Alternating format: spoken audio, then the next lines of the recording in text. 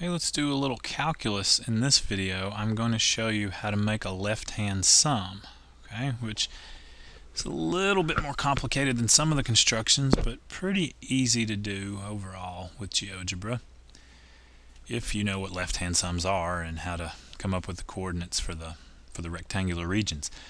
So first of all, let's plot a function. Let's say f of x equals, let's use sine of x. Okay, so there's the function we're going to try to integrate. First of all, let me show you. It's easy to actually do the complete integral. Let's make some sliders first. Let's make a,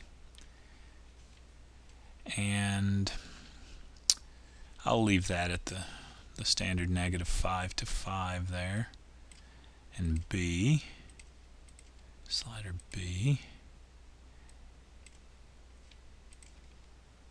Okay. And now, let's set those off a little bit. I'm going to do the integral of f of x from a to b. It computes the numerical value you would get if you integrated, and it shows you the area on the graph. So, of course, that part would be negative, that would be positive. You put them together to get 1.78. So I can change a and b and compute the integral between them. Okay. Let's estimate that with left-hand sums. Okay. So first of all, let's make a slider which will determine the number of rectangles we use. So we're going to call it n. And I want it to go from 0, I'm going to do a lot. Let's let it go from 0 to 50 by ones. So we can do anywhere from 1, well, actually 0 up to 50 rectangles. Okay. And now we need to know our step size. I'm going to do dx, the change in x, delta x, is going to be b minus a divided by n if we're going to take, can't type, this distance from a to b and divide it into n pieces. Each one will have a width of dx here, b minus a over n. Okay. And that is about it. That's all we're going to need now to do the rectangles. Now the key is we're going to use a tool called polygon to make each polygon, and we're going to embed that inside of a tool called sequence, because I want to make a sequence of these polygons. So sequence, if you look this up, you have to tell it, you give it a formula which involves your parameter. I'm going to use I, and then a comma, and I tell it I, that's where the parameter is, and then you tell it from a to b and by the step size. Okay? So I'm going to do a sequence of polygons,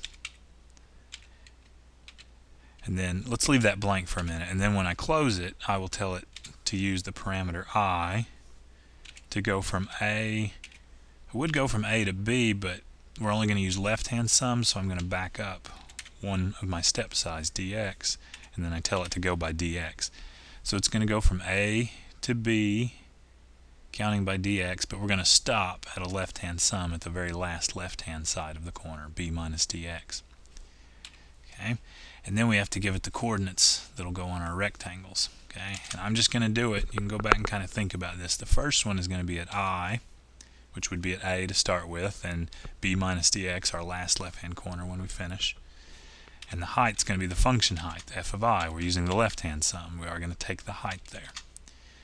Okay. And then we're going to go over to I plus dx and have the same height, f of I.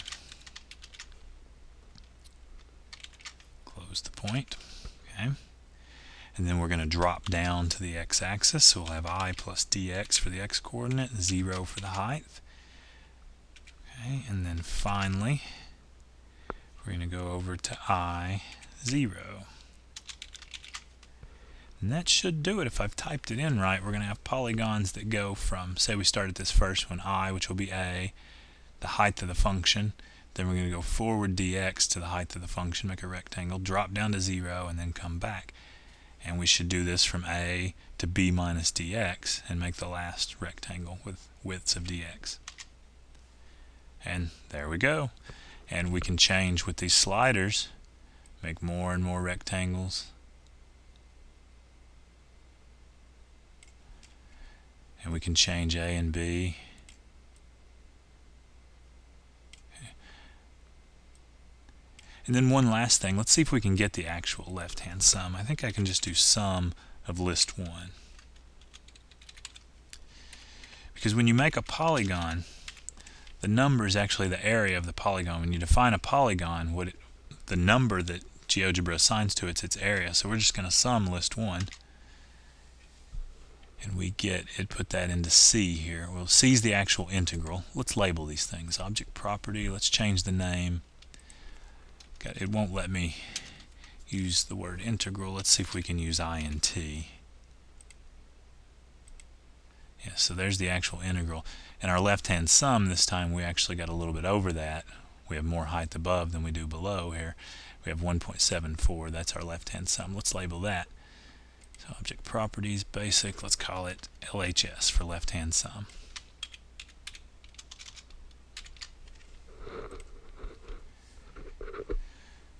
Okay, and you'll see that within round-off error, we're going to be right on to 2 decimal places if we let n be large enough. If you let n be really small, we get quite a bit of error.